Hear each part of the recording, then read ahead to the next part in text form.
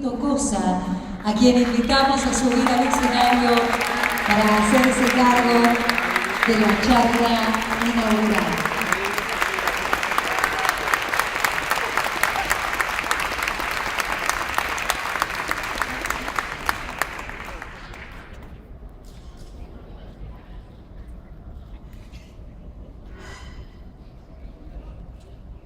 Una tarde de marzo, la Robaja me comunicó que la Fundación del Libro me había designado para pronunciar el discurso de apertura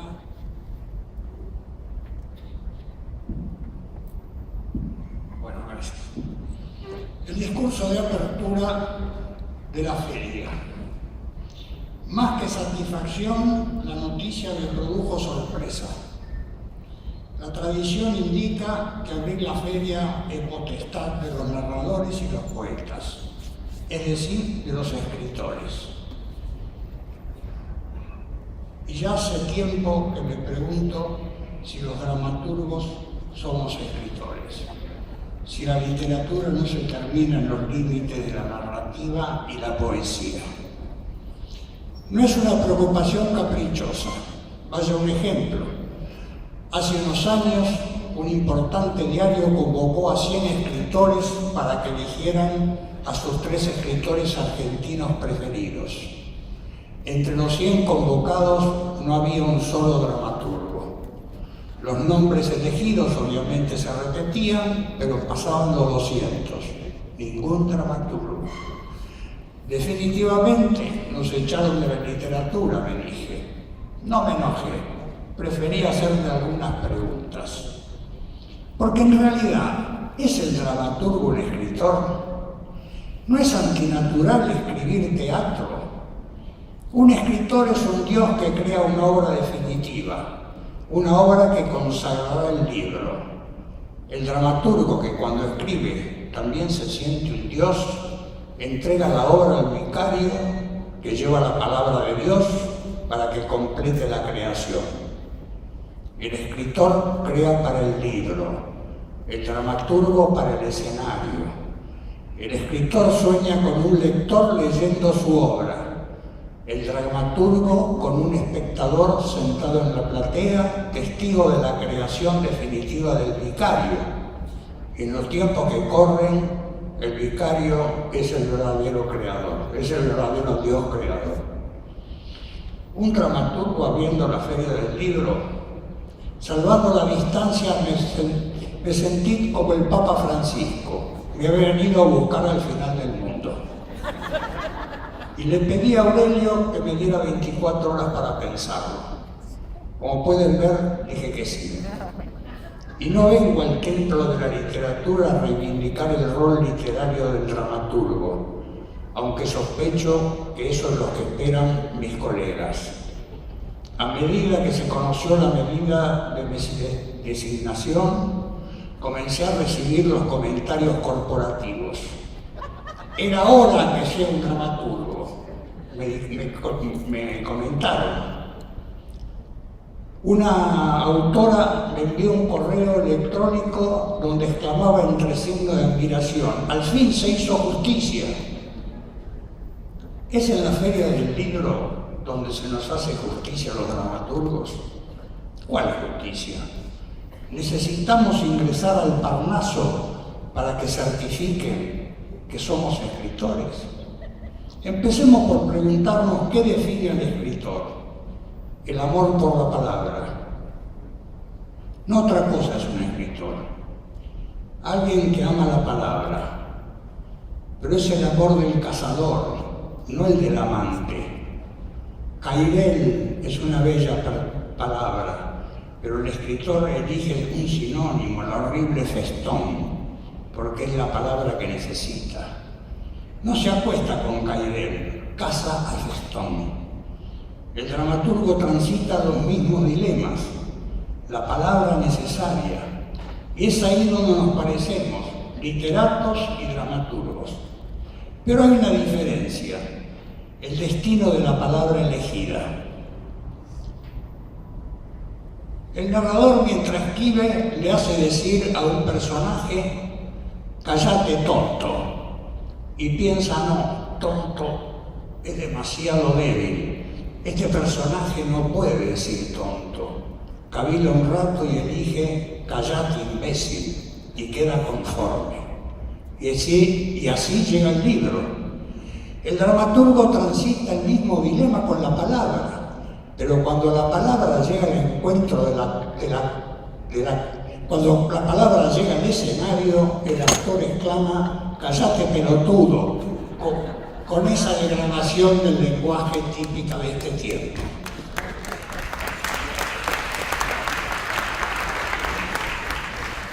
Si el dramaturgo, sentado en la platea, es testigo de tamaña traición, se revuelve en la butaca, pero tiene su revancha. ¿Dónde? En el libro. La palabra elegida volverá intacta al libro. Es así, es ahí cuando pensé que mis pronósticos eran relativos. Los dramaturgos volvemos a ser escritores en el libro, solo que dejamos que los ajenos se metan con nuestra historia. Pero confesemos, necesitamos que se metan con nuestra historia. El dramaturgo le cede la palabra al actor. De última, ese es el destino de la palabra teatral. No está bien ni está mal, es su destino. El Quijote está congelado hace 400 años, intacto. Romeo y Julieta también, en el libro.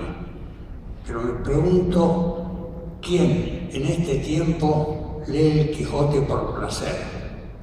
Mucho menos leen a Romeo y Julieta. Pero no hay lugar del mundo donde cada día nos esté representando la tragedia de los amantes de Verona. Seguramente en versión que no le haría mucha gracia al viejo Will. El libro no traiciona al dramaturgo, pero el dramaturgo necesita del actor, del gran traidor. Un traidor que nos mantiene vivos. Hoy por hoy no me imagino a un lector comprando un texto teatral como quien adquiere una novela. Se lee teatro en el mundo del teatro, un poco en la carrera de letras y a veces en las escuelas secundarias. Los textos teatrales circulan en el mundo del teatro con fines utilitarios. Lo leen los directores, los actores en la búsqueda no de nuestra historia, sino como un pretexto para contar su propia historia. Nuestras obras no son más que eso, un pretexto. En definitiva, yo llegué a la conclusión que los dramaturgos somos escritores con capacidades diferentes.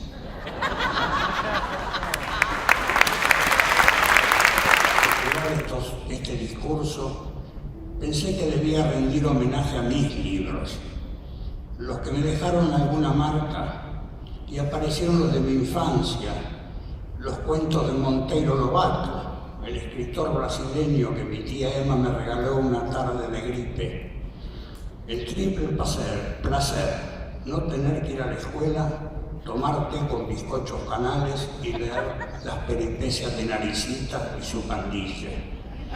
Y las tardes de verano en Mendoza, cuando me introduje en la biblioteca de mi prima Nelly, Tom Sawyer, Los Miserables, las novelas de Archibald Cronin y los tiempos de mi adolescencia, cuando con el pelado Bustingorri y el Coco Pesolano caminábamos por las umbrosas calles de vida del parque recitando los 20 poemas de amor de Pablo Neruda.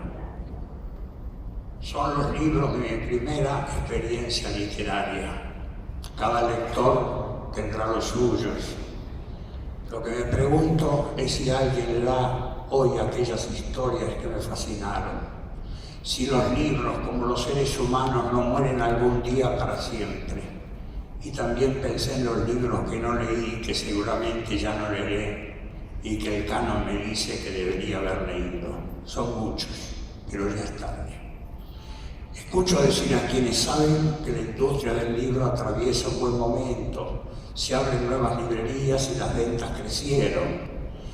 Los libros de autoayuda, de divulgación científica o de historia se venden por docenas de miles, pero mi editor de cabecera, Daniel Divinsky, me aclara que una tirada promedio de una novela de autor argentino alcanza los 3.000 ejemplares y llega a 5.000 cuando el escritor es conocido. Y de poesía se tiran 500, salvo excepciones. Y de los libros de ficción, salvo excepciones, los que más se venden son los de autores extranjeros. Escritores y escritoras, los que profesamos el teatro sabemos mucho de esto. El prestigio se consigue en los sótanos, pero el dinero circula por la calle Corrientes. El gobierno nacional compensa al libro de autor argentino con una compra millonaria que distribuye en las bibliotecas populares y en las del sistema educativo. En todo el país son decenas de miles de bibliotecas populares y educativas y millones de chicos y adolescentes que tienen acceso a los libros.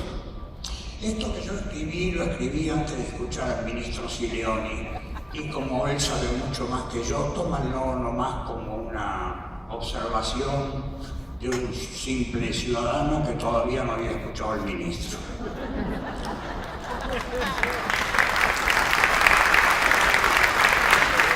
Conozco la importante tarea que realiza la Fundación Mempo Giardinelli en el Chaco, provincia que alguien dijo una vez que era inviable. Las estrategias de esta fundación para provocar el estímulo de lectura son sorprendentes y reconocidas en buena parte del mundo y hasta por la UNESCO. No convendría elevar esa experiencia a un plan nacional, porque en definitiva, ¿cuál es la tarea fundamental de los gobernantes de la gestión cultural? Ayudar a conocer las artes a las mayorías. Abrigo un placer personal por la música clásica. Me conmueve la 9ª Sinfonía de Beethoven, pero tengo colegas del mundo de la cultura a los que les resulta indiferente. Escucharon y eligieron, como cada uno de nosotros. Pero me duele pensar que haya un ser humano que pudo haberla disfrutado, pero no la escuchó nunca. Son los derechos humanos de la cultura, que cada habitante de este país pueda escuchar, pueda leer, pueda decir. Nació que es orgullo de los porteños y de los argentinos. Conmueve cada año asistir a este encuentro con los libros. Son esos hechos que cuando ocurren nos hacen pensar que un mundo mejor es posible. Muchas gracias.